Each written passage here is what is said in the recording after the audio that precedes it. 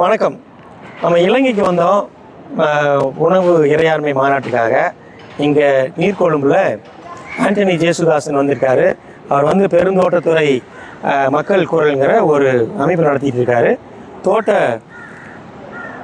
பெருந்தோட்டத்துறை மக்களுடைய விஷயங்களை பற்றி நீங்கள் கொஞ்சம் எடுத்து சொல்லுங்கள். அதை நம்ம ஃபேஸ்புக்கில் போடுவோம். கட்டாயமாக நான் வந்து மலையக மக்கள்னு சொல்கிறேன். அதாவது இந்தியாவிலிருந்து 1800 காலப்பகுதிகளில் வந்து இலங்கைக்கு தொழிலாளர்களாக கொண்டு வரப்பட்ட அல்லது அழைத்து வரப்பட்ட அந்த மலையக மக்கள் அல்லது பெருந்தோட்டத்துறை மக்களுக்காக, அவர்களுடைய உரிமைகளுக்காக குரல் கொடுத்து கொண்டிருக்கிறோம்.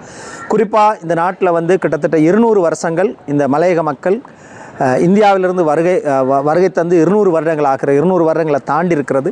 ஆனால் இன்றும் கூட அவர்கள் வந்து இந்த நாட்டினுடைய பிரஜைகளாக ஏற்றுக்கொள்ளப்பட்டிருந்தாலும் கூட உண்மையான பிரஜைகளாக அவர்கள் ஏற்றுக்கொள்ளப்படவில்லை.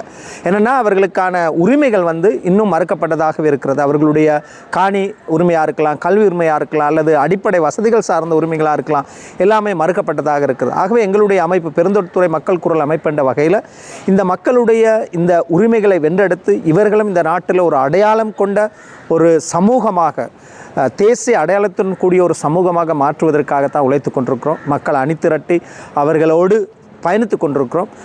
இந்த மக்களுடைய காணி, கல்வி, ஏனைய உரிமைகளை வென்றெடுப்பதற்காக.